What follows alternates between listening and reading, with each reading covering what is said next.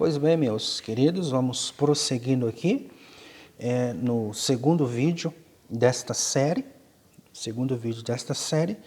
falando sobre as pessoas que hoje em dia elas não querem sentar para ouvir, elas querem simplesmente ensinar, mas elas não querem aprender primeiro, tá? E é preciso aprender. Então, o que os apóstolos faziam? Eles aprenderam com Jesus e agora eles estavam ensinando as pessoas. Então hoje é diferente. Hoje muitos querem ensinar, mas não querem aprender. Tá? Há muitos que querem ensinar sem desejo, não têm desejo de aprender. Falácias vazias não enchem o coração das pessoas. Aí eu cito John MacArthur, que diz: a incapacidade de pregar de modo expositivo e didático é indesculpável. Isto só pode ser atribuído à ignorância das implicações de uma escritura inerente, inspirada por Deus, ou à indiferença a ela. É o que a gente vê nesses últimos dias. Pessoas querem ensinar, mas não querem aprender. Subtópico 2 do tópico 2 diz assim: a doutrina dos apóstolos. O que são essas doutrinas dos apóstolos? O texto de Atos 2,42 informa-nos que os primeiros convertidos perseveravam na doutrina dos apóstolos e na comunhão e no partir do pão e nas orações. O que significa isso daqui? O que significa? Isso significa um conjunto de ensinos de Cristo. Tá? A intenção do autor aqui, a intenção do autor de Atos, se concentra na apresentação de um projeto. Ele apresenta um projeto que deve ser um projeto do que deve ser uma comunidade que ouviu o anúncio, converteu-se, foi batizada e agora se pergunta como deverá viver. Tá? Então a comunidade ouve a mensagem, se converte, se batiza e pergunta: e agora? O que eu vou fazer? Sou salvo, e agora? O que tenho que fazer? Como vou proceder? Então o que se deve fazer é perseverar nos ensinos da palavra de Deus. E a palavra para ensino, no grego, significa didaskalia, que quer dizer ensinamento. Designa a instrução mais aprofundada do que segue a adesão de fé inicial. Selada pelo batismo, o conteúdo desse ensinamento abrange duas vertentes. Primeiro, a lembrança dos atos e palavras de Jesus.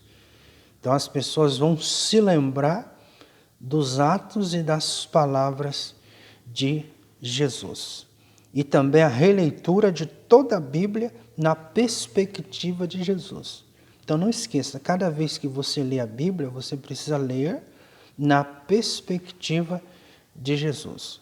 A partir do momento que você lê a palavra na perspectiva de Jesus, você já está cumprindo com o que de fato diz a palavra de Deus. Sobre o texto, o N.T. Wright diz assim: os primeiros cristãos viviam como uma única família. É o que a Bíblia tem a nos ensinar. Que o cristão precisa viver como uma família. Cristão que fica brigando um com o outro, Deus não aprova isto. É preciso amor, é preciso humildade, é preciso dedicação, é preciso submissão. É preciso viver o cristianismo de fato como ele é. Subtópico 3 do tópico 2 diz-nos assim: ensinamento persistente. E eu vou lá já para o finalzinho, que diz assim: Deus havia preparado homens para ensinar e levantado doutores na igreja de Antioquia. Eu queria trazer para você agora um pouco da história desta igreja de Antioquia. Está lá em Atos capítulo 13. Então muitas pessoas não conhecem a história desta igreja, a importância que teve esta igreja para o primeiro século. Tá? Isso é muito importante, muito importante. Muito importante mesmo. A igreja de Antioquia, que marcou o primeiro século. Marcou demais. Tá? Na igreja de Antioquia. Antioquia, na Síria, era a terceira maior cidade do Império Romano e tinha, pelo fim do século I depois de Cristo, uma população total de 300 e 600 mil pessoas. Antioquia oferecia as melhores condições para a missão cristã primitiva, porque havia muitos gregos que simpatizavam com a religião judaica. Então, o que a igreja traça? Traça uma estratégia, tá, em Antioquia, que Antioquia vai contribuir teologicamente para os ensinamentos do apóstolo Paulo. Lembremos-nos que tudo que Paulo sabe, aprendeu, não veio de uma hora para outra. Ele teve uma formação, ele teve uma vida acadêmica de anos e anos e anos. Tá? Paulo estuda aos pés de Gamaliel. Paulo tem a revelação do próprio Cristo. Paulo tem conversas diretas com o apóstolo Pedro. E Paulo tem também os ensinamentos da igreja de Antioquia. Então a igreja de Antioquia foi fundamental para o aprendizado do apóstolo Paulo. Por isso que Atos 3 vai dizer que havia doutores na igreja de Antioquia. Eram homens capacitados, homens formados, homens cheios do Espírito e de sabedoria. Então é muito importante que a igreja tenha líderes qualificados, líderes que não venham a terceirizar o seu culto de ensinamento, por exemplo. Líderes que venham sentar para depois levantar e ensinar. Tá? Antioquia oferecia as melhores condições para a missão cristã primitiva, como já falei.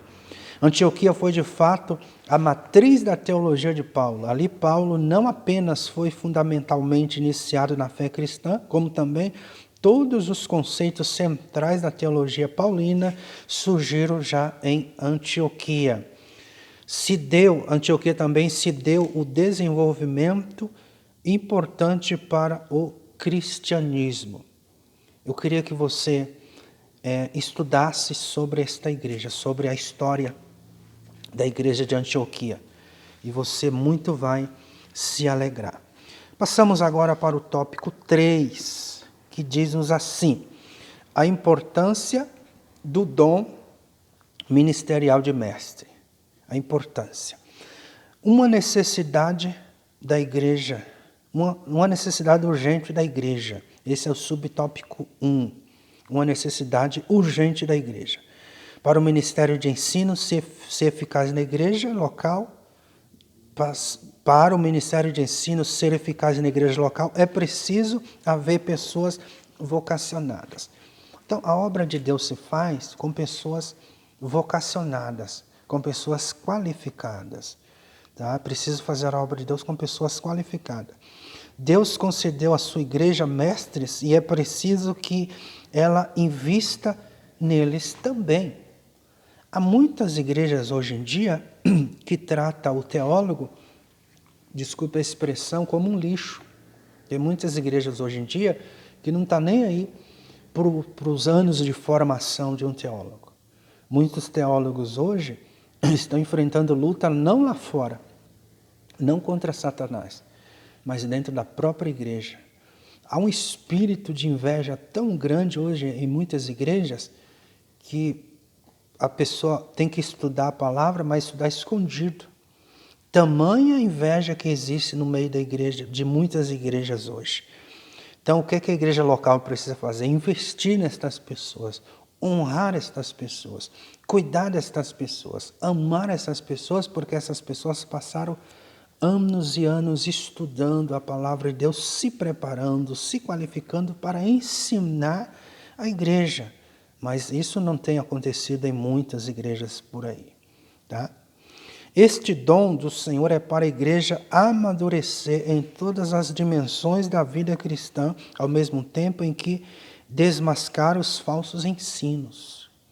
Então, se a igreja não ama os doutores e mestres, é uma igreja fraca, é uma igreja pobre, é uma igreja cega, é uma igreja nua, é uma igreja que não preza pelas coisas de Deus, é uma igreja que não está nem aí para as coisas do Senhor. No livro do John Stott, A Igreja Autêntica, ele diz assim, ó, as igrejas vivem, crescem e florescem pela palavra de Deus. Sem ela, no entanto, encolhe e perece. Então, este é o antídoto. A igreja só vai crescer se tiver exposição da palavra de Deus. Tá? Deus já nos deu a Bíblia, eu digo. Cabe a nós examiná-la.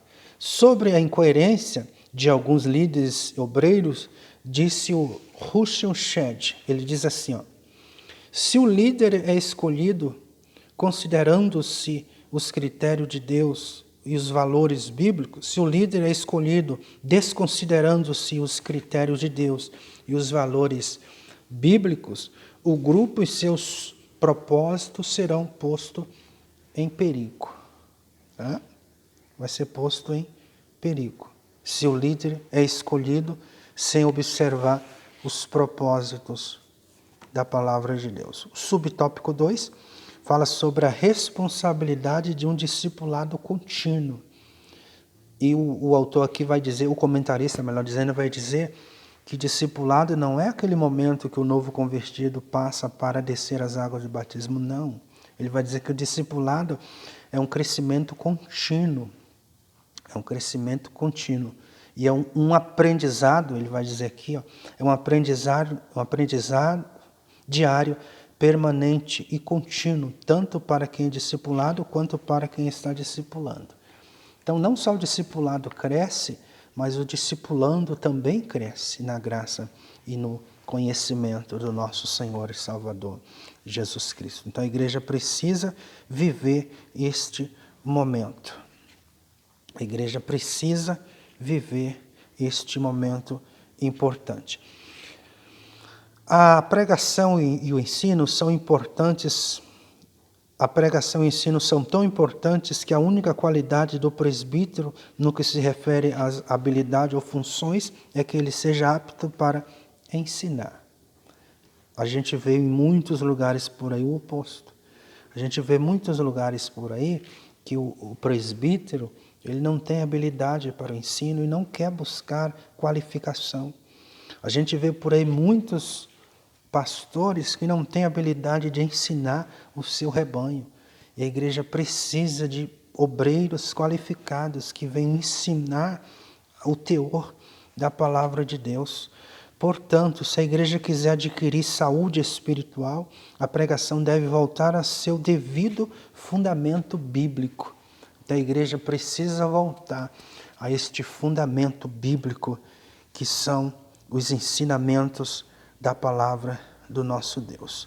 O último tópico, ou melhor dizendo, o último subtópico, fala sobre os requisitos necessários ao mestre. O que é necessário ao mestre de hoje? Por exemplo, um encontro real com a graça de Deus. Letra A, diz ali, ó, um salvo em Cristo. Muitos mestres pregam a salvação, mas não tem certeza dela. Não tem certeza. Tá? E a salvação se dá em três dimensões. Em três dimensões. Primeiro, fui salvo. Segunda, sou salvo. E terceira, serei salvo. Tá? Eu fui, eu sou e serei. Esse serei, para os teólogos, é o já e ainda não. Tá? Grave bem esta frase, já e ainda não. Então, tem muitos mestres, entre aspas, hoje, que não têm certeza da salvação em Cristo Jesus. Tá? Outro requisito para o mestre está na letra B, hábito de ler. Então, o comentarista vai dizer aqui que o Brasil não tem essa cultura de leitura. E a falta de leitura empobrece o vocabulário do líder, empobrece o vocabulário do crente. Então, o hábito de ler. A leitura enriquece o vocabulário, quebra as correntes da ignorância, abre mente para novos horizontes e liberta algumas pessoas do mito da caverna de Platão. Tá? É preciso que tenha leitura. Outro requisito está na letra C. É preparado intelectualmente. Então o líder precisa estar preparado intelectualmente. Deus não cobra muito de quem consegue produzir. Deus não cobra muito de quem não consegue produzir à altura. Ele pede mais. Se ele pede mais é porque você tem mais a oferecer. E o último aqui está na letra C, está na letra D, perdão, diz assim, um coração em chamas. Um coração em chamas. Os sermões, escreveu Spurgeon, deve conter ensino valioso e sua doutrina deve ser sólida, substanciosa e abundante. Passamos então para a nossa conclusão que diz assim: é preciso desfazer a ideia propagada ao longo de décadas acerca do preparo intelectual do crente. Ou seja, aquela ideia que diz que o crente não pode se preparar, que o crente não pode trazer um sermão escrito, que o crente tem que ficar só na dimensão do Espírito. Isso é conversa fiada. A igreja de hoje precisa ignorar os murmuradores, olhar atrás e ver como o estudo da palavra de Deus se fez presente através de séculos em grande despertamento espiritual.